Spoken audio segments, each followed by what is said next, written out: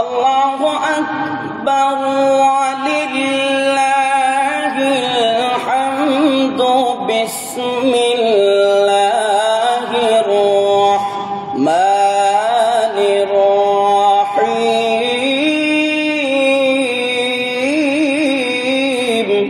সবাই বলি আল্লাহু আকবার। ইন্নাল্লাযীনা ইয়াকফুরুনা বিআয়াতিল্লাহ,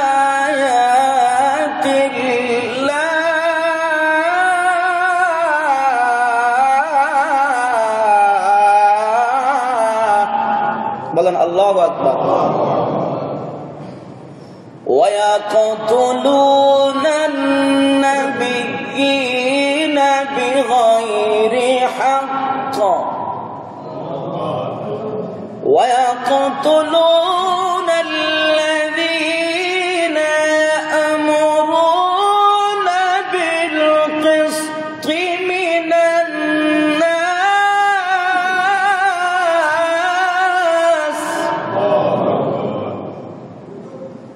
فبشرهم بعذاب أليم।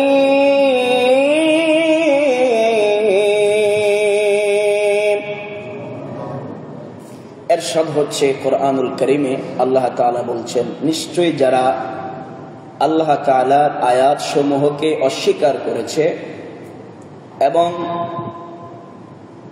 বিনা অপরাধে নবীগণকে শহীদ করেছে এবং যারা সত্যের পথে আহ্বান করে, উপদেশ প্রদান করে, তাদেরকেও হত্যা করেছে, হে নবী আপনি তাদেরকে পরকালের শাস্তির জন্য সুসংবাদ দিয়ে দিন। সবাই বলি নাউজুবিল্লাহ।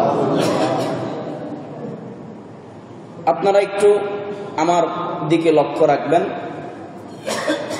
জোরে কথা বললে আমার আলোচনার ব্যাঘাত ঘটবে। কারণ আমরা যেহেতু খুতবাটা আরবিতে দিয়ে থাকি, তো আরবিতে খুতবা কি বলতেছি আপনারা সেটা বুঝতেছেন না, অনেকে বুঝতেছেন, সবাই বুঝতেছেন না। সেই আরবি খুতবার বাংলাটাই আমি আপনাদেরকে তর্জমা করে ওয়াজের মাধ্যমে শোনানোর চেষ্টা করছি।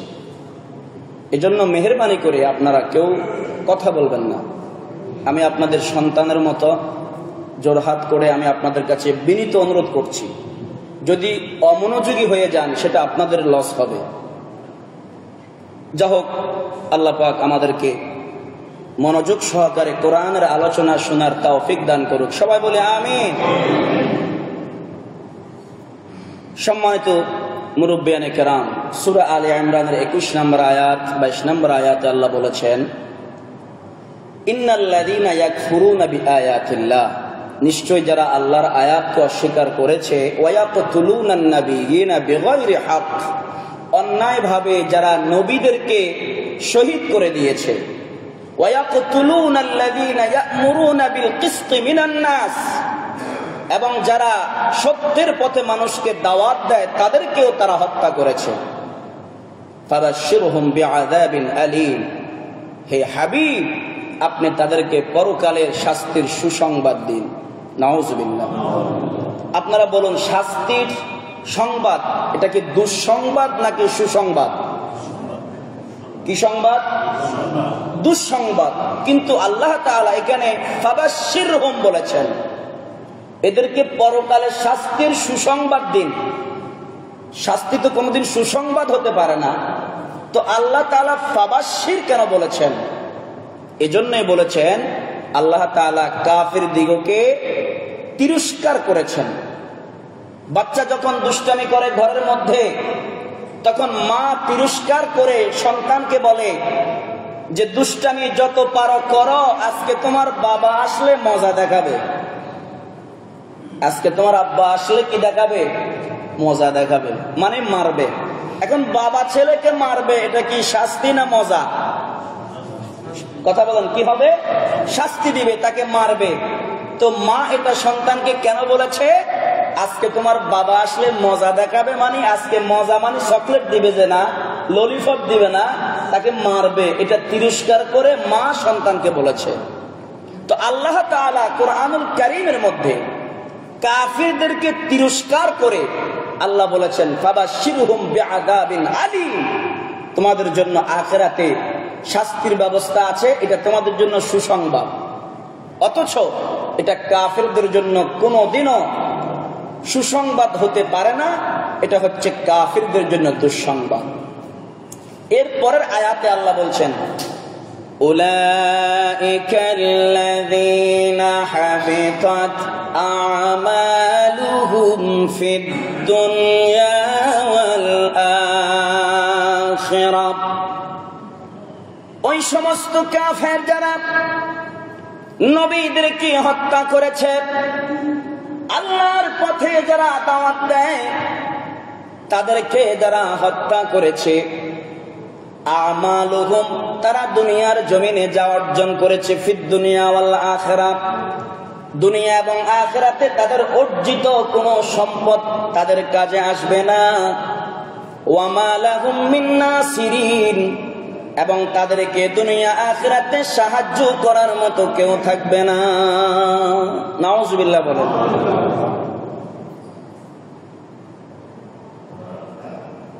আপনারা কেউ কথা বলবেন না প্লিজ।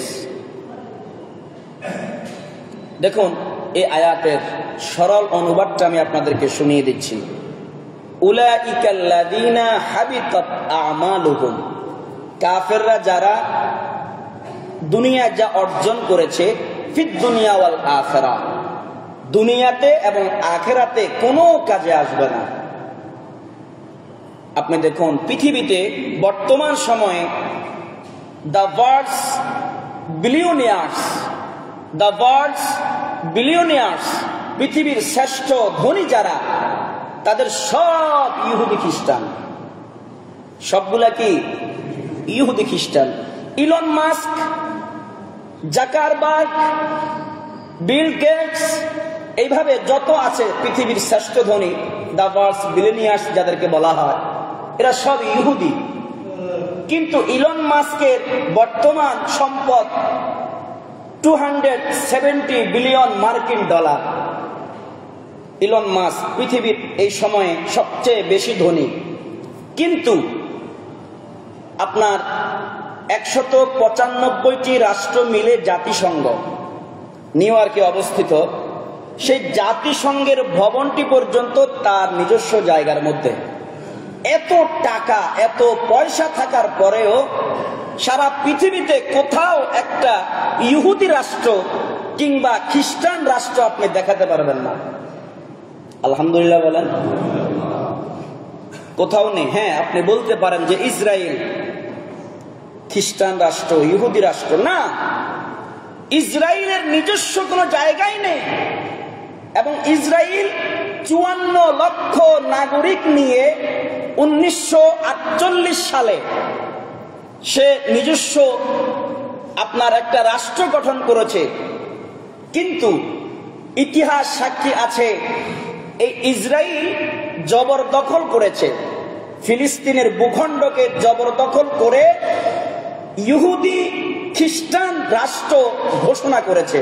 কিন্তু ইসলামের ইতিহাস বলে যে কোন ইহুদি রাষ্ট্র, খ্রিস্টান রাষ্ট্র যদি গঠন করে, সার্বভৌম রাষ্ট্র যদি গঠন করে, তার মেয়াদ হচ্ছে মাত্র 80 বছর।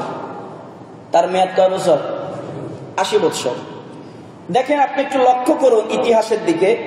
1948 থেকে 2028 পর্যন্ত 80 বছর হয়। এই 2028 সাল আসার আগে ইসরায়েলের উপরে খোদাই লানত আরম্ভ হয়েছে আল্লাহর ঐশী শক্তি দিয়ে। যদিও ইরান আমাদের আকীদার বহির্ভূত, কিন্তু ইরানের মাধ্যমে আল্লাহ ইসরায়েলকে ধ্বংস করতেছেন। ঠিক কিনা বলেন? খ্রিস্টান ধর্মের ধর্মীয় শাস্ত্র তালমুদ গ্রন্থে আছে, কোর্স অফ দ্য 8 ডিকেড, যেটাকে আরবিতে বলা হয় লানাতুল আকদি আস-সামিন। আপনারা যারা বিদেশে ছিলেন আপনারা জানেন, সামিনরা আপনারা বলেন তামিন। কি বলেন? তামিন। তো এই তালমুদের মধ্যে তাদের একটা শাস্ত্র, একটা ধর্মীয় গ্রন্থ, সেটাতে এসেছে কোর্স অব দ্য 8 ডিকেড, এবং আরবি প্রভাবে ইসলামের ইতিহাসে এসেছে আপনার লানাতুল আকদে আসসামেন, অর্থাৎ কোন ইহুদি খ্রিস্টান রাষ্ট্র 80 বছরের আগে টিকবে না। এটার ইতিহাস হচ্ছে, আপনি 2000 বছর আগের ইতিহাস দেখুন। ইহুদিবাদ, খ্রিস্টানরা যখন নবী হযরত দাউদ আলাইহিস সালাতু ওয়াস সালামের যুগে সার্বভৌম রাষ্ট্র গঠন করেছে, সেই রাষ্ট্র 80 বছরের বেশি টিকে নাই। কিয়ামত পর্যন্ত কোন ইহুদি রাষ্ট্র, খ্রিস্টান রাষ্ট্র 80 বছরের আগে টিকবে না। এটা আল্লাহ পাকের ফয়সালা। কিয়ামতের আগে মুসলমানদের বিজয় হবে, ইমাম মাহদি আসবে, হযরত ঈসা রূহুল্লাহ আসবে, মুসলমানদের বিজয় হবে। জোরে বলেন সুবহানাল্লাহ। এই জন্য মুসলমান কোনদিন আগে ইহুদি হোক, খ্রিস্টান হোক, হিন্দু হোক, বৌদ্ধ হোক, যাই হোক, কাউকে আগে আঘাত করা শিখায় না। মুসলমানকে আঘাত করলে মুসলমান সেই আঘাতের প্রতিরোধ করে, প্রতিকার করবে, কিন্তু আগে মুসলমান কোনোদিন আঘাত করে না। ইসলামের ইতিহাসে যতগুলো যুদ্ধ সংগঠিত হয়েছে, খায়বার বলেন, খন্দক বলেন, সিফফিন বলেন, হুনাইন বলেন, আহজাব বলেন, যতগুলো যুদ্ধ হয়েছে আপনি দেখুন, সর্বশেষ 61 হিজরিতে কারবালার প্রান্তরে ইমাম হুসাইন রাদিয়াল্লাহু তাআলা আনহু তিনি কিন্তু যুদ্ধ করার জন্য যাননি। কোন লোক যুদ্ধ করার জন্য যদি যায়, 6 মাসের দুধের সন্তানকে নিয়ে কি যুদ্ধ করতে যাবে? তো ইমাম হুসাইন 6 মাসের দুধের সন্তান ইমামে আলী আসগরকে নিয়ে যখন কারবালার প্রান্তরে গিয়েছেন, কোন সচেতন মানুষ, আকল বিবেকবান মানুষ স্ত্রীকে নিয়ে, কন্যাকে নিয়ে যুদ্ধের ময়দানে যাবে না, 6 মাসের দুধের সন্তানকে নিয়ে যাবে না। ইমাম হুসাইন গিয়েছিলেন প্রতিরোধ করার জন্য এবং তিনি মদিনা ত্যাগ করেছেন। কিন্তু যখন ইমাম হুসাইনের জন্য আপনার এজিদ বাহিনী যখন আপনার পানি বন্ধ করে দিয়েছে, 6 মাসের দুধের সন্তান যখন পানি পায়নি, তখন তিনি পানি পান করাননি, এরপরেও আঘাত করেনি। কিন্তু যখন এজিদ বাহিনী আঘাত করেছে, তখন তিনি সেটা প্রতিকার করেছেন, প্রতিরোধ করেছেন। আপনারা জোরে বলেন আলহামদুলিল্লাহ। এইভাবে মুসলমানদের যত ইতিহাস আপনি দেখবেন, আজকের খুতবার এই আয়াতের সাথে সামঞ্জস্য রেখে একটি ওয়াকিয়া, ঘটনা, কোরআন হাদিসের আপনার অনুকূলে, কোরআন হাদিস ভিত্তিক আমি আপনাদের সম্মুখে বলবো সংক্ষিপ্ত সময়, যেটা হচ্ছে খায়বার বিজয়। এই খায়বার বিজয়ের দিকে যদি আপনি তাকান, দেখুন খায়বার বিজয় করতে গিয়ে কিন্তু মুসলমানরা আগে আঘাত করেনি। কুরাইশদের সাথে এবং বনি নাজিরের সাথে মুসলমানদের একটি শান্তি চুক্তি হয়েছিল। সেই শান্তি চুক্তিটা কি? সেই শান্তি চুক্তিটা হচ্ছে যে আজ থেকে আর কোনো যুদ্ধ হবে না, কেউ কাউকে আঘাত করবে না। কিন্তু আল্লাহর নবী সরকারে দো আলম নূরে মুজাসসাম রহমাতুল লিল আলামিন যখন সফরে গিয়েছিলেন, সফরে যাওয়ার সময় খায়বার প্রান্তরে বনি নাজিরের একজন লোকের ঘরের দেওয়ালের সাথে আল্লাহর নবী হেলান দিয়ে বসে আছে। হেলান দিয়ে যখন বসেছে, বাহ্যিক ভাবে তারা কিন্তু নবীজিকে আহলান সাহালান জানিয়েছে, কিন্তু ভিতরে ভিতরে একটা ছক আঁকলো তারা নবীজিকে মারার জন্য। নাউজুবিল্লাহ বলেন। ওই বনি নাজিরের একজন সাইয়্যিদ ছিল, যার নাম হলো কেনান ইবনে রাবিব। ওই কেনান ইবনে রাবিব বলল, এই প্রাসাদের ছাদের মধ্যে উঠে বিশাল বড় একটা পাথর নিয়ে আল্লাহর নবীর মাথার মধ্যে নিক্ষেপ করো, তাহলে সব সমাধান হয়ে যাবে। আল্লাহর নবী ইন্তেকাল করবে, শহীদ হয়ে যাবে। এইভাবে তারা যখন চক্রান্ত আরম্ভ করলো, আমরা দুই চোখে যা দেখি, আমার নবী পিছনের চক্ষু দিয়ে তার চাইতে আরো বেশি দেখে। আমরা দুই চোখ দিয়ে যা দেখি, নবীজি দুই চোখ না, পিছনে দুইটা চোখ ছিল, অন্তর চোখ। এই অন্তর চক্ষু দিয়ে তার চাইতে আরো বেশি দেখতেন। আল্লাহর নবী বুঝতে পারলেন বনি নাজিরের কেনানা ইবনে রাবিব আমাকে মারার জন্য ষড়যন্ত্র করছে। আল্লাহর নবী সেখান থেকে মদিনায় যখন চলে আসলেন, মদিনায় আসার পরে মুসলমানরা যখন এই খবর শুনলো, মুসলমানরা ক্ষিপ্ত হয়ে গেল। খায়বার প্রান্তরে গিয়ে ইহুদি খ্রিস্টানদের দুর্গগুলো অবরোধ করলো। যখন অবরোধ করলো, তারা আবার নতুন করে একটা ছক আঁকলো, একটা ষড়যন্ত্র আরম্ভ করলো। ইহুদি খ্রিস্টানরা বলতে লাগলো, হ্যাঁ মুসলমানরা, আমাদের ইহুদিরা 3 জন বসবে, তোমাদের মুসলমানরা 3 জন বসবে, বসার পর একটা শান্তি চুক্তি হবে। কিন্তু শান্তি চুক্তি করলে হবে কি, তাদের মুনাফিকিটা আল্লাহর নবী বুঝতে পেরেছেন। তাদের মুনাফিকিটা হলো, তারা চক্রান্ত করেছে ইহুদিদের যে 3 জন যাবে তাদের পকেটের মধ্যে, পিছনের মধ্যে খঞ্জির থাকবে। খঞ্জির অর্থাৎ এটা একটা তরবারি, এটা একটা লোহা জাতীয় একটা অস্ত্র। এই খঞ্জির দিয়ে মুসলমানদের 3 জনকে শহীদ করে দিবে। এই চক্রান্ত যখন তারা করলো, আল্লাহর নবী মনের চক্ষু দিয়ে বুঝতে পেরে মুসলমানদেরকে বললেন, তাদের সাথে শান্তি চুক্তির দরকার নাই, চলে আসো। আল্লাহর নবী মুসলমানদেরকে বললেন, তোমরা মদিনায় চলে আসো। সমস্ত মুসলমান মদিনায় চলে আসলো। কিন্তু এরপরেও বনি নাজিরের যারা সরদার ছিল, বিশেষ করে কেনানা ইবনে রাবি, সে কুরাইশ বংশের এবং আফতার বংশের 10,000 সৈন্য বাহিনী ঠিক করলো মদিনা আক্রমণ করবে। মদিনা আক্রমণ করার জন্য 10,000 সৈন্য নিয়ে মদিনার মধ্যে চলে আসলো। আসার পরে ইহুদি খ্রিস্টানরা যুদ্ধের ঘোষণা দিল। আল্লাহর নবী বললেন, ঠিক আছে, আগামীকাল তোমাদের সঙ্গে আমাদের যুদ্ধ হবে। সুবহানাল্লাহ। আল্লাহ, তারা চলে গেল, যুদ্ধের ফয়সালা হলো। আল্লাহর নবী এশার নামাজ পড়লেন। এশার নামাজ পড়ার পরে আল্লাহর নবী সাহাবায়ে কেরামদেরকে ডাক দিলেন, ও সাহাবায়ে কেরাম, এইদিকে আসো। সাহাবায়ে কেরাম আসলেন। আসার পরে আল্লাহর নবী বললেন, হাদিসটা হচ্ছে সাহাল ইবনে সাদ আস-সাঈদী রাদিয়াল্লাহু তাআলা আনহু قال قال رسول الله صلى الله عليه وسلم لا اعطين هذه الرايه غدا رجلا يفتح الله بين يديه يحب الله ورسوله।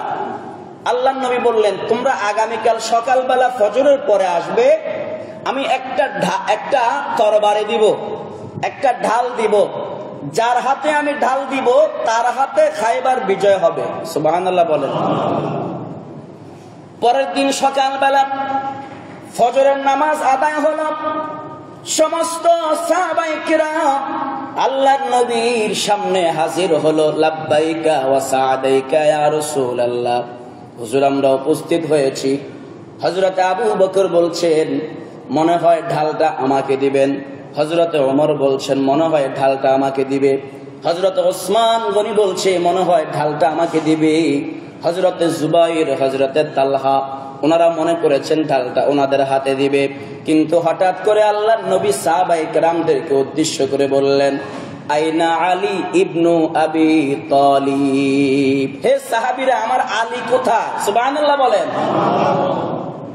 সাহাবায়ে কেরাম বললেন, ইয়াশতাকি আইনাইহি ইয়া রাসূলুল্লাহ, ইয়াশতাকি আইনাইহি, হযরত আলীর চোখ ফুটেছে, চোখ লাল হয়ে গেছে, চোখ দিয়ে পানি পড়ছে, হযরত আলী অসুস্থ অবস্থায় আছেন।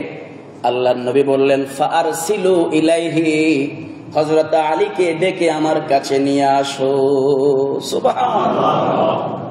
হযরত আলী কাররামাল্লাহু ওয়াজহাহুল কারীমকে যখন নিয়ে আসলেন, আসার পর হাদিসে বলা হয়েছে, ফাউতিয়া বিহি ফাবাসাকা রাসূলুল্লাহ সাল্লাল্লাহু আলাইহি ওয়াসাল্লাম ফি আইনাইহি, নবীজি থুতু মুবারক নিলেন শাহাদাত আঙ্গুলের মধ্যে, থুতু মুবারক নিয়ে হযরত আলীর চোখের মধ্যে লাগিয়ে দিয়েছেন। সুবহানাল্লাহ।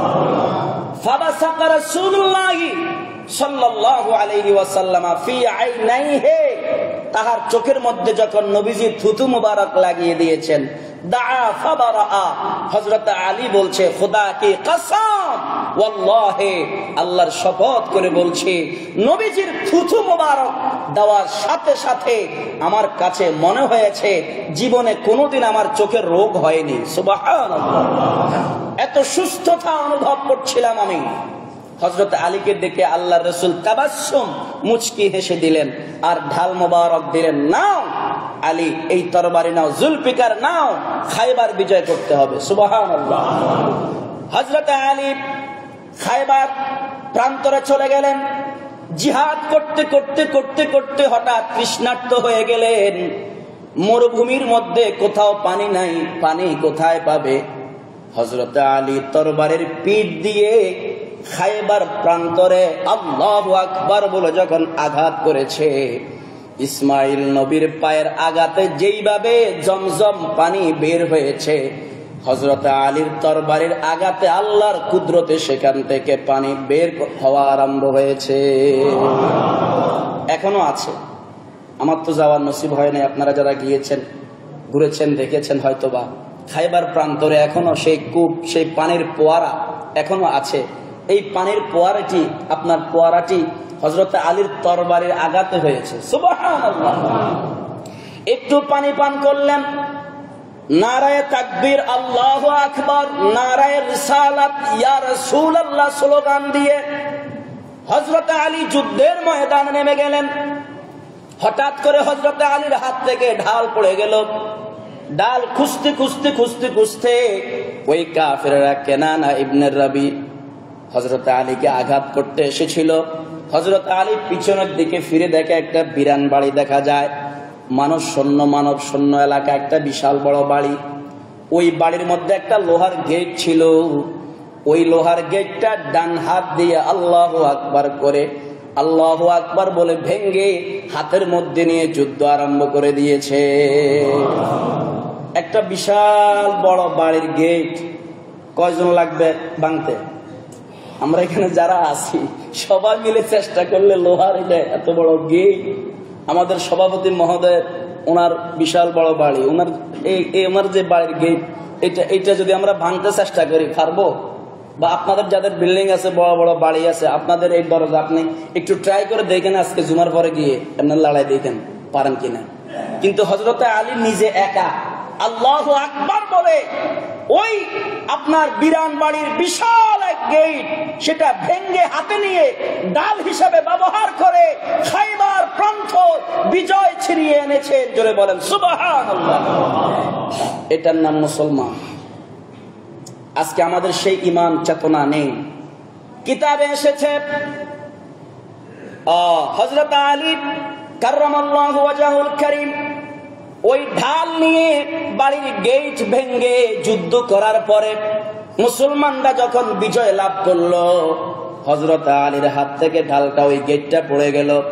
সাহাবায়ে কেরাম আশ্চর্য হয়ে গেল। হযরত আলী তেমন লম্বা ছিলেন না, তেমন স্বাস্থ্যের অধিকারী ছিলেন না, মিডিয়াম স্বাস্থ্যের অধিকারী ছিলেন, তেমন লম্বাও ছিলেন না, একেবারে বাটিও ছিলেন না, মিডিয়াম সাইজের ছিলেন। কিন্তু বেলায়েতের শক্তি এতটাই ছিল যার ব্যাপারে আমার নবীজি বলেছেন, আনা মাদিনাতুল ইলমি ওয়া আলিয়ুন বাবুহা। ও সাহাবায়ে কেরাম, আমি নবী হলাম ইলমের শহর, আর সেই শহরের দরজা হলো আমার আলী। আমি নবী ইলমের শহর, সেই শহরের দরজা আমার আলী। তখন হযরত আলী একদিন মুস্কি হাসতেছিলেন। সাহাবায়ে কেরাম বলে, হাসেন কেন? বলে, নবীজির কাছে যদি একবার আসো, আমার কাছে দুইবার আসতে হবে। সুবহানাল্লাহ বলো। নবীজির কাছে যদি দুইবার আসো, জামাইয়ের কাছে শ্বশুরের কাছে দুইবার আসলে জামাইয়ের কাছে একবার আসলে শ্বশুরের কাছে জামাইয়ের কাছে দুইবার আসতে হবে। সাহাবীরা বলে, বুঝলাম না ঘটনা, নবীর থেকে কি আপনি পাওয়ারফুল? বলে, নাউজুবিল্লাহ, নবীর থেকে আমি পাওয়ারফুল না, কিন্তু তোমরা একটু চিন্তা করো, কোন ঘরের ভিতরে যদি ঢুকো, ঘরে ঢুকতে হলে দরজা দিয়ে ঢুকতে হবে, আবার ঘর থেকে বের হলে দরজা দিয়ে বের হতে হবে। তো নবীর থেকে এলেম নিতে হলে আমি আলীর দরজা দিয়ে ঢুকবা, আবার এলেম নিয়ে বের হওয়ার সময় আমি আলীর দরজা দিয়ে বের হবা। সুতরাং শহরে যদি আসতে হয় দরজা দিয়ে বের আসতে হবে। সুবহানাল্লাহ। এত বুদ্ধিমত্তা ছিল হযরত আলী কাররামাল্লাহু ওয়াজহুল কারীম। মা ফাতেমাতুজ জোহরাকে যখন শাদী দিবেন, নবীজি আপনার মিম্বরে বসে বলেছে, অনেক প্রিন্স এসেছে, রাজপুত্ররা এসেছে মা ফাতেমাকে বিয়ে করার জন্য। নবীজি বলে আমার পাত্র পছন্দ হয় নাই, এখন কার কাছে মা ফাতেমাকে বিয়ে দিবেন? নবীজি মিম্বরে বসে বললেন, যেই লোক এক মুহূর্তে বসে এক খতম কোরআন পড়ে দিতে পারবে, মুহূর্তের মধ্যে, সময় কম, মনে করেন 5 মিনিট দিলাম, আল্লাহ নবী বললেন যে এই ছোট্ট সীমিত সময়ের মধ্যে যে এক খতম কোরআন পড়তে পারবে, তার কাছে আমার মেয়ে ফাতেমাকে আমি শাদী দিব। হযরত আলী দাঁড়িয়ে বলে, বিসমিল্লাহির রহমানির রহিম, কুল হুয়াল্লাহু আহাদ আল্লাহুস সামাদ লাম ইয়ালিদ ওয়া লাম ইউলাদ ওয়া লাম ইয়াকুল লাহু কুফুয়ান আহাদ। 3 বার সূরা ইখলাস বলে, হুজুর ইয়া রাসূলুল্লাহ আমার খতম শেষ। সুবহানাল্লাহ বলেন, আরো জোরে বলেন না সুবহানাল্লাহ। নবীজি বুদ্ধিমত্তার পরীক্ষা নিচ্ছেন। হযরত আলী বলে, ইয়া রাসূলুল্লাহ খতম তো শেষ। বলে, খতম কেমনে শেষ হলো? সূরা ফাতিহা থেকে সূরা নাস পর্যন্ত পড়েছো? বলে, ইয়া রাসূলুল্লাহ আপনি না বলেছিলেন গত জুমার ওয়াজের মধ্যে বলেছিলেন সূরা ইখলাস একবার পড়লে 10 পারা, 2 বার পড়লে 20 পারা, 3 বার পড়লে 1 খতমের সওয়াব। তো আমি এর জন্য 3 বার সূরা ইখলাস পড়ে খতম শেষ করে ফেলছি। সুবহানাল্লাহ। আলী রে, আমার ফাতেমাকে বিয়ে করবা? বলে, ইয়া রাসূলুল্লাহ যদি আপনার দয়া হয়। বলে, মহারানা আসেনি? বলে, ইয়া রাসূলুল্লাহ এমটি পকেটে তো কোনো টাকা নাই। তখন নবীজি বললেন, আমি তোমাকে একটা জুলফিকার দিলাম, তরবারে দিলাম, যাও বাজারে বিক্রি করে এটা দিয়ে যা হবে এটা আমার ফাতেমাকে মোহর দিবা। আরো জোরে বলেন না সুবহানাল্লাহ। এটা আমার ফাতেমাকে কি দিবা? মোহর দিবা। হযরত আলী তরবারি নিয়ে বাজারে ঘুরে তরবারি কিনবেননি। হঠাৎ করে হযরত ওসমান রাদিয়াল্লাহু তাআলা আনহু এসে হাজির। আলী রে, কি করতেছো? বলে, তরবারি বিক্রি করবো। বলে, কেন? বলে, ফাতেমা তো জোহরাকে আল্লাহর হাবিব আমার কাছে শাদী দিবে। এখন ওসমান গনি হচ্ছে বড় জামাই, আর হযরত আলী রাদিয়াল্লাহু তাআলা হচ্ছেন কি? ছোট জামাই। এখন শালীর বিয়ে দুলাভাই জানে না। সুবহানাল্লাহ বলেন। হযরত ওসমান রাদিয়াল্লাহু তাআলা বলছে, ফাতেমাকে তোমার কাছে শাদী দিবে, আর নবীজি আমাকে একবারও বলে নাই। যাও আলী রে, তরবারিটা আমাকে দাও। সুবহানাল্লাহ বলেন। তরবারিটা হযরত আলী থেকে হযরত ওসমান গনি যুন্নুরাইন তিনি নিলেন। নেওয়ার পরে 600 দিরহাম হযরত আলীকে দিলেন। দিয়ে আবারও বললেন, এই নাও তোমার তরবারি, এটা আমি তোমাকে গিফট করলাম, উপহার দিলাম। সুবহানাল্লাহ। এখন তরবারি নিয়ে আবার টাকা নিয়ে নবীজির দরবারে হাজির। কিরে আলী, বিক্রি করছো? বলে, ইয়া রাসূলুল্লাহ বিক্রি করেছি। তো বিক্রি করলে কাঁধের মধ্যে যে জুলফিকার? বলে, বিক্রি করছি এমন এক লোকের কাছে, তিনি কিনেছেন, কিনে আমাকে টাকা দিয়েছেন, দিয়ে আবার জুলফিকারটা আমাকে হাদিয়ে দিয়েছে। আল্লাহ নবী নুরানি নবুয়তের জবানে বলে, আলী রে, যে লোকটি তোমার কাছ থেকে তরবারি কিনেছে, আবার তরবারি তোমাকে হাদিয়া করেছে, এই লোকটা আর কেউ নয়, এই লোকটা হলো আমার জামাতা ওসমান গনি যুন্নুরাইন। যুন্নুরাইন মানে কি জানেন? যুন্নুরাইন মানে হচ্ছে 2 নূরের অধিকারী, 2 নূরের মালিক। সুবহানাল্লাহ বলেন।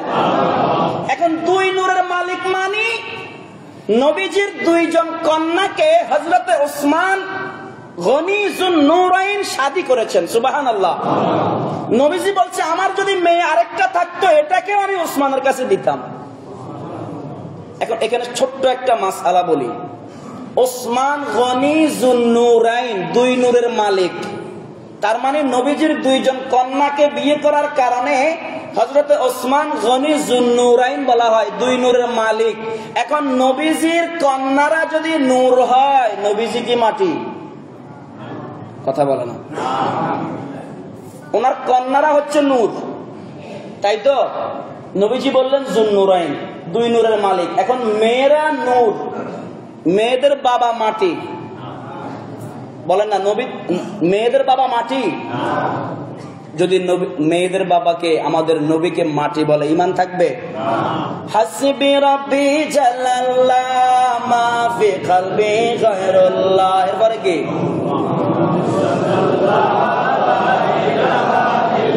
আবার হাসবি রাব্বি জাল্লাল্লাহ মা ফি কলবি গায়রুল্লাহ নূর মুহাম্মদ সাল্লাল্লাহু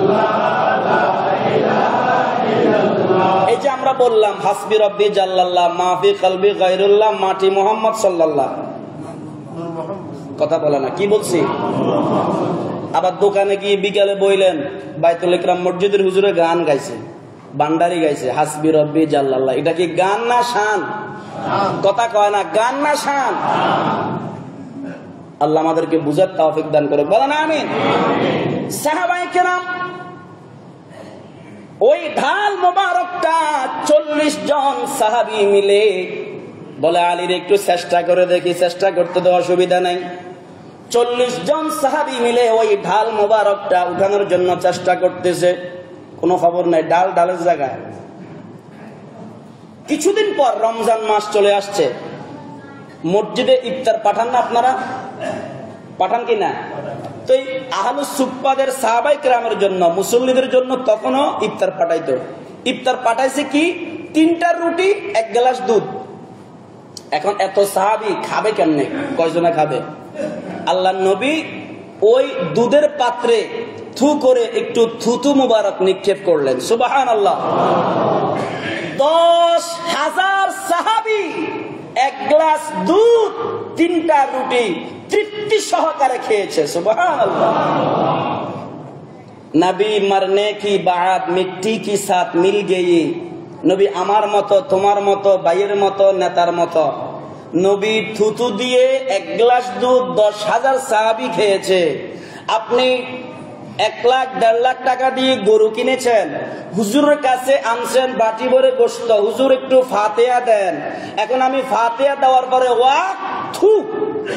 থুতু যদি নিক্ষেপ করি আপনি বলবেন হুজুরের আল্লাহ ঠাড়া করছে হুজুরে আমার গোশত শেষ করছে গোশতের মধ্যে থুতু দিছে ঠিক কিনা বলেন অথচ আল্লাহর নবী থুতু নিক্ষেপ করেছে 1 গ্লাস দুধ সর্বোচ্চ 5 জন খেতে পারে 10 জন খেতে পারে এক ডোক খাইলে 10,000 সাহাবী কেমনে খায় সুবহানাল্লাহ বলেন এখন আলী রাদিয়াল্লাহু তাআলা আনহু রুটি ছিঁড়ে আর দুধের মধ্যে ভিজা একটু একটু করে খায় বৃদ্ধ মানুষ যাদের দাঁত নাই তারা যেভাবে নাড়াচাড়া করে এইভাবে নাড়াচাড়া করতেছে এত অসুস্থ জ্বর শরীরে ক্লান্তি এখন সাহাবায়ে কেরাম বলে আলী রে দুধের মধ্যে ভিজায়া 1 টুকরা রুটি খেতে পারো না খাইবার যুদ্ধে এত বড় বিল্ডিং এর গেট ভেঙে ঢাল বানিয়ে যুদ্ধ কেমনে করেছো সুবহানাল্লাহ বলেন জবাব আছে না নাই বলেন না জবাব আছে না নাই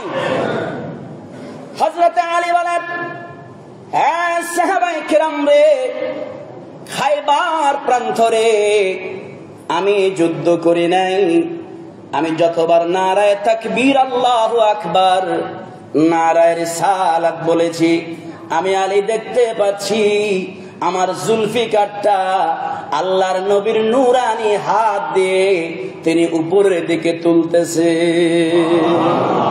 আর জোরে বলেন না সুবহানাল্লাহ নবী মদিনা থেকে খায়বারে অলৌকিক ভাবে গায়েবী ভাবে যাওয়ার ক্ষমতা আছে না নাই কথা বলেন আছে না নাই আর্জেন্টিনা ব্রাজিল খেলে কোথায় আমেরিকা খেলে আবুধাবি খেলে আপনি চট্টগ্রামে বসে বলেন গোল ঘটনা কি খেলা চলতেছে কাতারে খেলা চলতেছে আমেরিকায় সায়েন্সের মাধ্যমে বিজ্ঞানের প্রযুক্তিতে কাতারের খেলা যদি চট্টগ্রামে বসে দেখা যায় আল্লাহর দেওয়া ক্ষমতায় আল্লাহর নবী মদিনা থেকে আমার ভাঙ্গা করে হাজির হতে পারে কি পারে না জোরে বলেন পারে কি না জানাজার মধ্যে আমরা পড়ি আল্লাহুম্মা গফিরলি হাইয়িনা আল্লাহ ক্ষমা করো আমাদের মধ্যে যারা জীবিত ওয়ামাইয়িতিনা আল্লাহ আমাদের মধ্যে যারা মৃত তাদেরকে ক্ষমা করো এরপরে কি ওয়াশাহিদিনা আমাদের মধ্যে যারা উপস্থিত আছে তাদেরকে ক্ষমা করো ওয়াগাইবিনা আমাদের মধ্যে যারা অনুপস্থিত তাদেরকে ক্ষমা করো আমি বুঝাতে চাচ্ছি শাহেদ শব্দের অর্থ হচ্ছে উপস্থিত আল্লাহ সূরা ফাতাহের মধ্যে বলেছেন ইন্না আরসালনাকা শাহিদান ওয়া মুবাশশিরান ওয়া নাযীরা হে রাসূল আমি আপনাকে হাজির করে সাক্ষী করে ওয়া মুবাশশিরাও ওয়া নাযীরা ভীতি প্রদর্শনকারী হিসেবে পৃথিবীর জমিনে প্রেরণ করেছি। যেরকম সুবহানাল্লাহ। শুধু তাই নয়, মদিনার রওজা পাক থেকে আল্লাহর রাসূল আমাকে আপনাকে এখনো দেখতে পাচ্ছেন। ওয়ানিজাতিহি মনের খবর পর্যন্ত আল্লাহর নবী জানেন। আরো যদি বলেন না সুবহানাল্লাহ। কত দলিল লাগবে আপনার, দলিল দিয়ে আপনাকে মাটি দিয়ে ফেলবো, এরপরও নবীর শানে বেয়াদবি করা যাবে না। কথা বলেন ঠিক কিনা? ইন্নাল্লাযীনা ইয়াকফুরুনা বিআয়াতিল্লাহি ওয়া ইয়াকতুলুনান নাবিয়্যিনা বিগাইরি হাক্কি। এই আয়াতের মাথা হাতে ইমাম আলা হযরত আজিমুল বারাকাত কানজুল ঈমানের মধ্যে বলেছেন, নবীদেরকে হত্যা করা তো দূরের কথা, নবীদের শানে যদি কেউ যাররা পরিমাণ গুস্তাখি করে সে সঙ্গে সঙ্গে কাফের হয়ে যাবে। আরো জোরে বলেন নাউজুবিল্লাহ। তাহলে নবীর সঙ্গে গোস্তাখি হবে, এই ধরনের কোন কথা, কোন লফজ, কোন শব্দ চয়ন করা যাবে? করা যাবে না। আল্লাহ পাক আমাদেরকে সঠিক বুঝদান করুক, সবাই বলি আমিন। সম্মানিত মুসল্লিয়ানে কেরাম, আমরা মুসলিম জাতি, আমাদের ঐতিহ্য, আমাদের সংস্কৃতি হচ্ছে, দেখুন হযরতে হানজালা আপনার নতুন স্ত্রীকে বাসর ঘরে রেখে যখনই যুদ্ধের দামামা বেজে উঠেছে, তিনি বাসর ঘর থেকে নতুন স্ত্রীকে রেখে যুদ্ধের ময়দানে গিয়ে শহীদ হয়েছেন। আমরা মুসলিম জাতি হচ্ছি ওই জাতি, ঠিক কিনা বলেন? আর আমরা ওই মুসলিম জাতির সন্তান হয়ে আমাদের যুবক ভাইয়েরা, সাহাবায়ে কেরাম নতুন বউ রেখে যুদ্ধের ময়দানে গিয়েছে আপনার শহীদ হওয়ার জন্য। আর আমাদের এখন আপনার যুব সমাজ কোন দিকে যাচ্ছে? এই যে মোবাইল, খোদার গজব, এই মোবাইল ভালো করছে, খারাপও করছে, বেশি খারাপ করছে, 80% খারাপ আপনার করেছে। এই যুবক ভাইরা রাত্র 12টা, 1টা, 2টা পর্যন্ত এই মোবাইল চালিয়ে চালিয়ে চোখের জ্যোতি তো নষ্ট করছে, ব্রেন নষ্ট করছে। আপনার বুড়া হওয়ার আগে আগে এগুলো সব ব্রেন স্ট্রোক করে মারা যাবে।